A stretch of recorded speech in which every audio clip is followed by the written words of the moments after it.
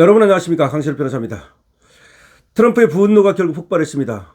독일에 주둔하고 있던 미군 5천 명을 줄인다고 미 국방부 장관이 철수 명령을 내렸습니다. 과연 주한 미군은 어떻게 될지 우리로서는 촉각을 곤두세우지 않을 수 없습니다. 유럽에서 미군을 빼는 것과는 또 다른 차원입니다. 우리는 러시아, 북한, 중국에 둘러싸여 있는 그야말로 전쟁 상태인 아직도 종전이 되지 않은 나라입니다. 그런데 독일에서 미군을 빼는 이유가 이번 중동 전쟁에 협조하지 않았다는 이유이기 때문에, 그리고 스페인과 이탈리아에서도 역시 미군을 뺀다는 것이기 때문에 주한 미군 역시 위험합니다. 왜냐하면 이재명이 트럼프를 도와주지 않았을 뿐만 아니라 오히려 이재명은 트럼프의 엇박자를 내면서 사실상 반기를 들었기 때문입니다. 이 소식 빠르게 전하겠습니다. 미국 도널드 트럼프 행정부가 독일에 주둔하고 있는 미군 병력에 약 5천 명을 철수하기로 했다고 미 전쟁부가 밝혔습니다. 트럼프 대통령의 주독 미군 감축 검토 발언이 엄포가 아니었음이 확인된 겁니다. 향후 미국과 유럽의 대서양 동맹은 물론 주한 미군 등에 미칠 영향이, 그 파장이 주목되고 있습니다. 션 파넬 전쟁부 수석 대변인, 피트 헥세스 전쟁부 장관은 독일에서 약 5천 명의 병력 철수를 명령했다고 밝히면서 이번 결정은 유럽 내 미군 태세에 대한 국방부의 철저한 검토에 따라 나온 것이라고 말했습니다. 그리고 유럽 전 지역의 상황과 현지 상황을 고려한 것이라고도 말했습니다. 이어 우리는 향후 6개월에서 12개월 내에 철수가 완료될 것으로 예상한다고 말했습니다. 향후 6개월에서 12개월 내에 철수를 완료하겠다는 겁니다. 앞서 트럼프 대통령은 지난 29일 독일 주둔 미군을 감축하는 가능성을 검토하고 있다고 밝히면서 조만간 결정을 내릴 것이라고 했는데, 실제로 결정이 아주 빠르게 내려진 겁니다. 현 주동 미군은 지난해 12월 기준 36,436명 규모로 주일 미군에 이어서 세계에서 두 번째로 많습니다. 일본의 미군이 5만 4천 명이 있습니다. 그리고 독일에 3만 6천 명이 있었는데 이번에 5천 명 정도를 줄이면 이제 3만 명 정도가 남게 되는 겁니다. 냉전 시기 최대 40만 명이 주둔하다가 지속적으로 줄었으나 규모나 역할 면에서 여전히 그 중요성을 잃지 않고 있었습니다. 미군 핵심 전력인 유럽 사령부와 아프리카 사령부가 슈투트가르트에 본부를 두고 있고, 람슈타인 공군기지는 유럽 미군의 심장으로도 불립니다. 그러니까 독일이 유럽에서는 가장 중요한 미군 기지입니다. 슈투트가르트에 유럽 사령부 그리고 아프리카 사령부가 있는데 이것이 바로 미군 핵심 전력이라는 겁니다. 그리고 람슈타인 공군기지는 유럽 미군의 심장이라는 겁니다.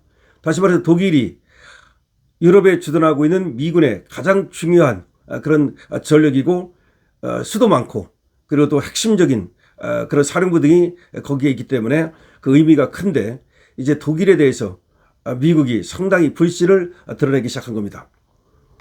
미군 발표대로 주동 미군이 5천 명 감축될 경우 전체 병력의 약 14%가 줄어드는 셈이 됩니다.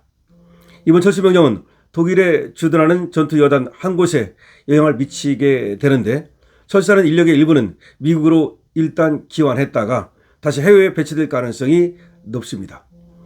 이는 미국 본토 방위와 인도태평양 지역에 대한 국방부의 우선순위에 집중하기 위한 조처라는 게 국방부 당국자들의 설명이라고 미국 CBS는 전했습니다.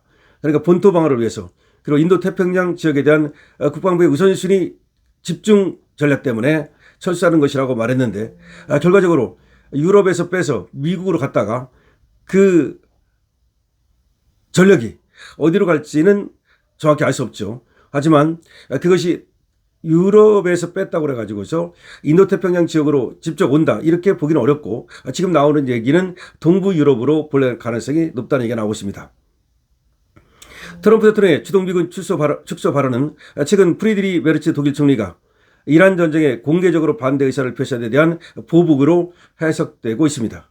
메르츠 총리는 지난달 27일 미국은 전력이 없고 이란에 굴욕을 당하고 있다고 미국을 비판한 바 있습니다. 다음날 트럼프 대통령은 메르츠는 이란이 핵무기를 가져도 괜찮다고 생각하고 자기가 무슨 말을 하는지도 모르고 있다라고 맹비난했습니다. 트럼프 대통령은 독일 총리는 러시아, 우크라이나 전쟁을 끝내는데 완전히 무능했다면서 이민과 에너지 문제 등 망가진 자국을 바로잡는 데 집중하라. 독일이 지금 완전히 망가져 있거든요. 이민 문제, 또 원자력을 갖다가 폐기했다가 에너지 문제에 봉착하고 있습니다. 그러니까 독일이 지금 종이 호랑이가 돼가고 있는데 그거를 지금 꼬집으면서 러시아, 우크라이나 전쟁을 끝내는데 전혀 도움을 주지 못하고 있다. 라면서 독일을 그리고 메르츠 총리를 강력하게 비판한 바 있습니다.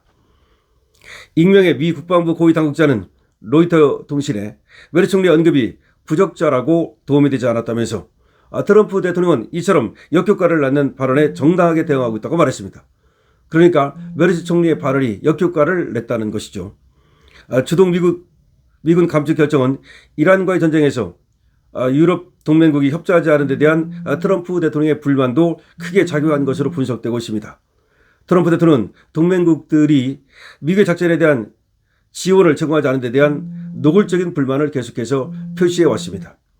독일에서 미군 일부가 철수하게 됨에 따라서 우크라이나 전쟁이 여전히 진행 중인 상황에서 유럽 안보 지형에 변화를 불러올 수도 있습니다.